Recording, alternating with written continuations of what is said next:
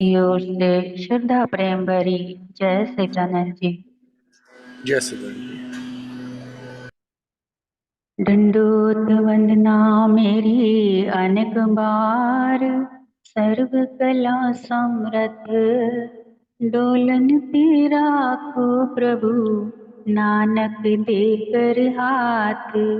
ज्ञान अंजन सतगुर दिया, अज्ञान अंधेर विनाश।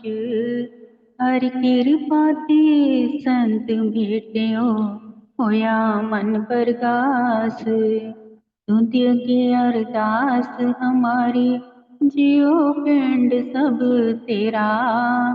कह नानक सब तेरी वड्याई, कोई नाम न जाने मेरा। मैं कोटा साईं खरा, मैं अन्न का भंडार। मैं अपराधी आत्मा, साईं शरण संभाल। मैं अपराधी आत्मा, सतगुरु बख्शनहार। सौभाग्यशाली गुरुमुख सज्जन मंडली, अपनी समस्त चित्त वृत्तियों को एकाग्र करते हुए अपना ध्यान अपने मन मंदिर में श्री परमहंसों की ओर लगाते हुए श्रद्धा प्रेम सहित मीठे स्वर में बोलिए जयकारा। बोल मेरे श्री गुरु महाराज की जय।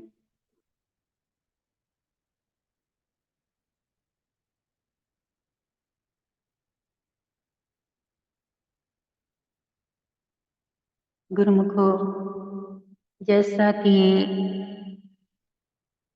आज हमने आपको ग्रुप में मैसेज डाला था कि हमारे पूजनीय दर्दी महाराज जी, जो हमारे रहबर हैं और रहबर थे और सदा वही रहबर रहेंगे, तो आज ये दासी उन्हीं की बदौलत अपनी झोली में भक्ति के रतन जवाहरात भर के आप सबके सामने आती है और आपकी भी झोलियां उन्हीं भक्ति के रतन जवाहरातों से भर देती है।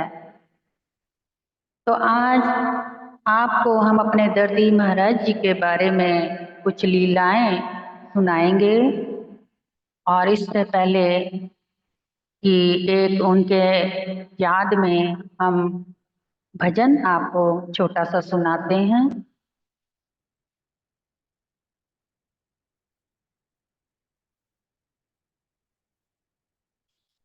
बोल जयकारा, बोल मेरे श्री गुरु महाराज की जय।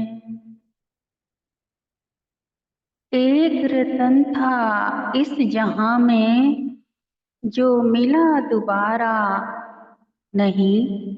लाखों आए लाखों गए, पर दर्दी जैसा संत आया ही नहीं।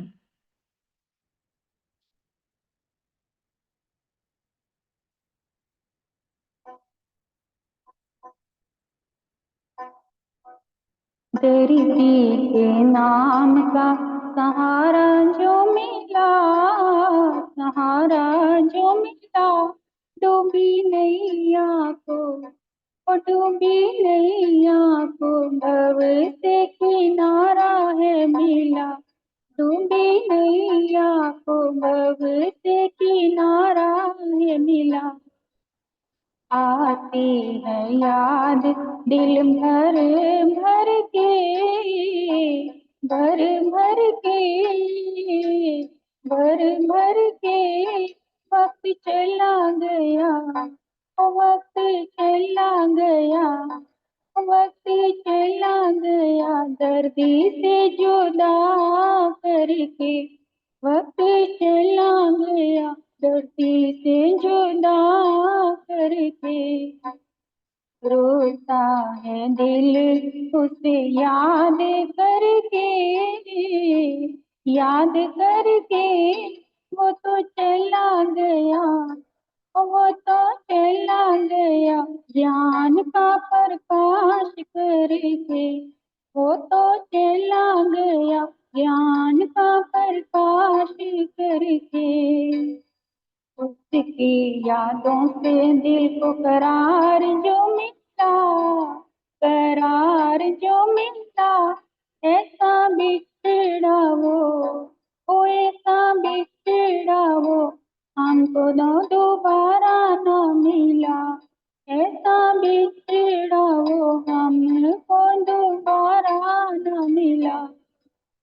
दर्दी के नाम का सहारा जो मिला, सहारा जो मिला, डूबी नैया को बब से किनारा है मिला, डूबी नैया को बब से किनारा है मिला, डूबी नैया को बब से किनारा है मिला। गुरुमुखो, ये था हमारे पूज्य दर्दी महाराज जी की याद में भजन, जो इस दासी ने आज ही कुछ ही पलों में याद करके लिखा है। तो कहने का भाव ये है कि आज हम आपको ये बताएं कि हमारे जो दर्दी महाराज जी थे वो कौन थे, क्या हस्ती थी उनकी। उनके जैसा इस संसार में, पूरी दुनिया में अभी तक हमें ऐसा कोई साधु संत नहीं नजर आया। क्योंकि उनकी जब 10 वर्ष की आयु थी, उस वक्त सिंध पाकिस्तान की बात है गुरुमुखो, 10 वर्ष की आयु थी उनकी, और श्री परमहंस महाराज जी वहां पर सत्संग किया करते थे। और उस सत्संग में हमारे पूज्य दर्दी महाराज जी, जो एक 10 वर्ष की आयु के बालक थे, उस बालक के रूप में वो भी सत्संग में जाया करते थे। और जब एक दिन क्या हुआ कि जैसे वो रोज जाया करते थे, तो श्री परमहंस दयाल जी उनको अच्छे से ध्यान से देखा करते थे। और एक बार क्या हुआ कि सत्संग हो रहा था और वो नहीं गए वहां पर, वो नहीं पहुंचे। तो उन्होंने संगत से पूछा श्री परमहंस जी ने कि वो जो एक बालक आया करता था सत्संग सुनने, आज वो बालक क्यों नहीं आया। तो कुछ सत्संगी गुरुमुखों ने बताया, स्वामी जी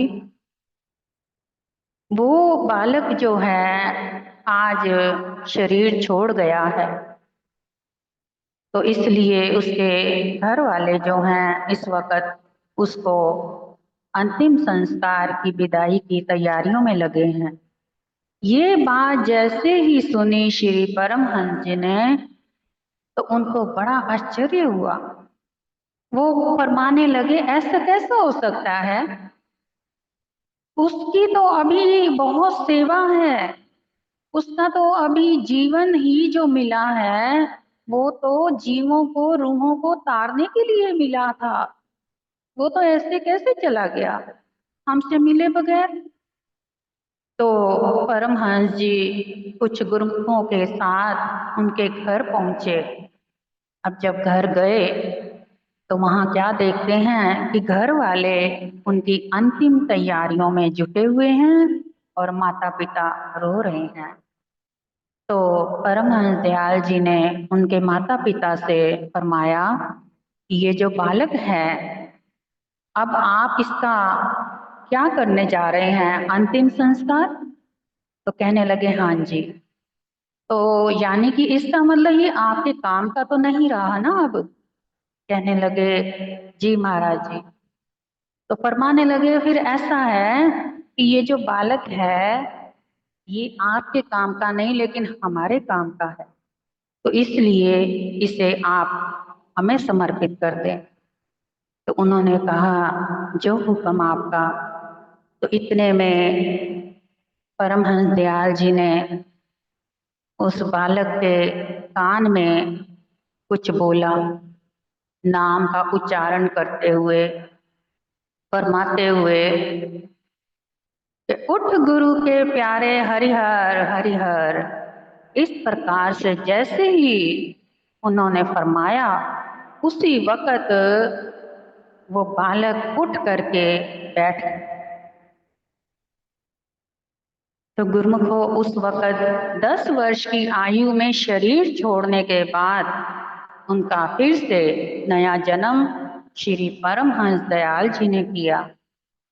फिर जब वो परमहंस दयाल जी की शरण में, साथ ही वो उनको ले चले, उसके बाद उन्होंने श्री परमहंस दयाल जी ने उनको फरमाया कि अब आप हमसे नाम दीक्षा ले करके अभी फिलहाल आप ब्राह्मण के लिए जाइए और भक्ति कमाइए। जितना हो सके आप भक्ति एकत्र करें, और इसके लिए आपको यहाँ से दूर पहाड़ों में, जंगलों में, जहाँ कोई भी आपको संसारी जीव नजर ना आए, ऐसे स्थान पर जाइए। अब वो गुरुमुखो सोचें आप कि एक 10 वर्ष का बालक कि अकेला जंगलों में जाकर के तपस्या कर रहा है, और वह तपस्या कितने वर्ष की हुई मालूम है? 40 वर्ष की तपस्या करी। 40 वर्ष, जो कि आज के युग में कोई 4 दिन भी तपस्या जंगल में बैठ के करके दिखाए तो माने। और फिर उसके बाद जब वो वापिस आए, तब श्री तीसरी पातशाही जी, स्वामी जी मिले उनको। तो उन्होंने फिर आगे उनको भक्ति के लिए रूहों के पास भेजा कि जितनी भी रूहें हैं, अब आप इस योग्य हो गए हैं कि उनका कल्याण करें जाकर के। अब घर घर जाके सत्संग करें, प्रचार करें, जितनी रूहें सोई हुई हैं उनको जगाएं। गुरुमुखो, आज उनके ज्ञान और उनकी कृपा, उनकी दृष्टि से हम जैसे गुरुमुखों को भी उन्होंने अपने ज्ञान प्रकाश द्वारा गढ़ा है। अपने उनके समय के जो हम गुरुमुख हैं, जो भी गुरुमुख थे, उन सभी को उन्होंने गढ़ा है, बशर्ते कि कोई गुरुमुख तो अपने अंदर की उनकी कृपा दृष्टि को देख करके जीवन को चलाता रहा है, और कुछ केवल संसार के झमेलों में उनकी दी हुई दात को भूल चुके हैं। जिसके पास झोलियां भरी हुई हैं खजानों की, वो तो संगतों को लुटा रहे हैं सत्संग द्वारा। अब एक बार की बात है कि जिन्होंने 40 वर्ष तक तपस्या करी, उनकी तो दिव्य दृष्टि जागृत थी। अंतर ध्यान में सब कुछ वो देख करके अगला पिछला जन्म सब कुछ बता दिया करते थे। किसी पर कोई कैसा भी संकट आने वाला हो, कैसी भी दिक्कत परेशानी हो, वो हर बात का हल निकाल के दिया करते थे। किसी को ऊपरी हवा हो जाती थी, वो भी निकाल दिया करते थे। उनके पास हर मर्ज का इलाज था। कोई ऐसा संत नहीं नजर आया जिसके पास हर मर्ज का इलाज हो और ज्ञान से भरा प्रकाश हो। उन्होंने, एक बार की बात है कि ये दासी जब छोटी सी थी, शुरुआत उनकी जब हमारे साथ मुलाकात की हुई, तो तब ये दासी अभी पैदा भी नहीं हुई थी, तब की बात है। जबकि हमारे दादाजी जो एक्सीडेंट में मारे गए, उनका उन्होंने अपने कर कमलों से, हमारे दर्दी पूज्य महाराज जी ने कर कमलों से उनके फूल जो थे हरिद्वार जाकर के जल प्रवाह किए। दिसंबर का महीना था और इतनी कड़ाके की सर्दी थी, और एकदम पतला सा उन्होंने कुर्ता पहना हुआ, धोती पहनी हुई, और मोटरसाइकिल पर सवार होकर के हरिद्वार पहुंचे और वहां सुबह अमृत वेले पे उन्होंने जल प्रवाह किया। तो उसके बाद उन्होंने हमारा जो घर था, यानी हमारे पिताजी अकेले थे और एक ही हमारी बुआ थी और दादी थी। अब हमारे पिताजी की भी उम्र लगभग 10 वर्ष की थी। अभी वो भी छोटे थे, उनको संभालने वाला पालने वाला कोई भी नहीं था। फिर हमारे दर्दी महाराज जी ने ही हमारा घर संभाला। उनकी दया दृष्टि से ही घर परिवार आगे बढ़ा और उनके सत्संग ज्ञान द्वारा वहाँ पर सत्संग हुआ करते थे, संगतें आया जाया करती थी, रौनकें लगी रहती थी। जैसे कि धीरे धीरे धीरे धीरे तरक्की होते होते एक बार हमारे दादाजी की नौकरी जो थी गवर्नमेंट की थी, जिससे हमारे दर्दी पूज्य महाराज जी ने हमारे पिताजी को भी उसी पोस्ट पर उनके ऑफिस में कनॉट प्लेस नौकरी पे लगवा दिया। उसके बाद फिर उन्होंने नौकरी करी, शादी हुई, बच्चे हुए, ऐसे ही धीरे धीरे समय निकलता गया। और हमने जब से होश संभाली तब से हमने अपने पूज्य दर्दी महाराज जी को ही पाया। उन्हीं को ही हमने अपने दादाजी के रूप में अंदर से महसूस किया कि वही हमारे सब कुछ हैं। और क्यों ना हो, क्योंकि पूज्य दर्दी महाराज जी ने ये वचन खुद फरमाए थे हमारे पिताजी को कि हम पिछले जन्म में आपके बड़े भाई थे, इसलिए इस जन्म में हम उस बड़े भाई होने का फर्ज जो है वो अदा कर रहे हैं और करते रहेंगे जब तक ये हमारा जीवन है। उसके बाद गुरुमुखो एक बार की बात है, हमारे घर के सब परिवार जो था श्री अनंतपुर जाना था। तो हमारे पिताजी ने पूज्य दर्दी महाराज जी से कहा कि महाराज जी, घर में ना गली मोहल्ले में चोरियां चकारियां बहुत होती हैं, तो हम घर को अकेला छोड़ के कैसे जाएं। जाने की इच्छा सबकी है श्री अनंतपुर में, लेकिन क्या करें, ऐसी कंडीशन में घर अकेला कैसे छोड़ें, क्योंकि आए दिन मोहल्ले में चोरियां चकारियां होती ही रहती हैं। तो पूज्य दर्दी महाराज जी ने फरमाया कि गुरुमुख, तू ऐसे कर, तू चुपचाप श्री चरणों का ध्यान करते हुए अपने परिवार को श्री दर्शनों पर लेके चल, बाकी का जिम्मा हम उठाएंगे। अब वही बात हुई, जब श्री अनंतपुर में पहुंचे तो वहां पर क्या देखते हैं कि जब रात का समय होता था, हमारे पिताजी भी उसी कमरे में होते थे जिस कमरे में पूज्य दर्दी महाराज जी विश्राम किया करते थे।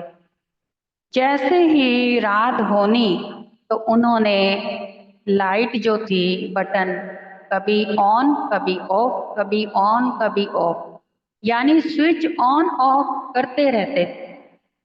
ऐसे करते करते 3-4 दिन तो बीत गए, 3 दिन बीत गए।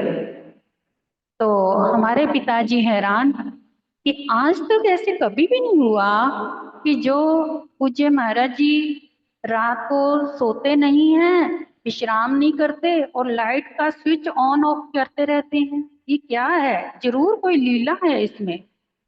क्योंकि वो तो जानते थे कि हमारे पूज्य दर्दी महाराज जी कुछ भी करते हैं उसमें कोई गहरा राज छुपा हुआ होता है। तो वाकई में राज छुपा हुआ था। उसके बाद जब हम घर वापस आए तो आकर के मालूम पड़ा कि आपके घर में रोजाना चोर आया करते थे, लेकिन उनको आपके घर में एक भी शख्स नहीं होते हुए भी घर की जो लाइट थी, जैसे ही चोर दीवार फांदने लगते थे तो लाइट जल उठती थी और जैसे ही वो चले जाते थे लाइट बंद हो जाती थी। तो ऐसी क्या करामात है आपके घर में। और दूसरी बात, कि हमने ऊपर से देखा कि एक मोटा डंडा लेकर के आपके अंदर जो बाहर का दरवाजा है उसमें कोई बाबा बैठा हुआ है। तो ऐसी क्या बात थी? तो फिर हमें इस बात का पता लगा कि जो लाइट श्री अनंतपुर दरबार में पूज्य दर्दी महाराज जी ऑन ऑफ करते रहते हैं, स्विच को बार बार कर रहे थे, इसका मतलब उसका कनेक्शन हमारे घर से जुड़ा हुआ था और वहीं पर वो लाइट को जगा बुझा रहे थे। अभी तो बहुत सी लीलाएं हैं गुरुमुखों, समा बहुत जल्दी बीत जाता है। फिर जैसे कभी समा मिलेगा आपको आगे की भी और भी लीलाएं उनकी सुनाएंगे। लेकिन देखा जाए तो हम ये आपको बताना चाहते हैं कि हमारे पूज्य दर्दी महाराज जी बहुत करनियों वाले थे। इतनी उनके अंदर कृपा, इतनी मेहर, इतनी भक्ति और इतनी शीतलता और इतनी उनकी भक्ति की खुशबू उनसे आती थी कि जो कोई भी उनकी शरण में आता था उसको अंत इतनी शांति मिलती थी अंतर मन में कि उसका दिल ही नहीं करता था जाने को। तो ऐसे करनियों वाले महापुरुष हर किसी को नसीब नहीं होते। आज हम अपने आप को बहुत भाग्यशाली जानते मानते हैं कि हमें इतनी करनियों वाले महापुरुष रहबर के रूप में प्राप्त हुए, जिनकी बदौलत ये दासी आज आप सब जीवों के बीच बैठ करके कुछ सत्संग के वचन उन्हीं के दिए हुए फरमा सकती हैं। तो गुरुमुखों समय ज्यादा हो गया है, अगला फिर अगली बार। तो आज उन्हीं की याद में हमने सत्संग किया है, जबकि उनका भी 7 नवंबर का उनका स्मृति दिवस है कि हम नजफगढ़ समाधियों पे जाया करते हैं माथा टेकने के लिए। तो जिस जिस गुरुमुखों ने किसी ने मिलना हो वहां पर हम मिल सकते हैं। बोलो जयकारा, बोल मेरी श्री गुरु महाराज की जय।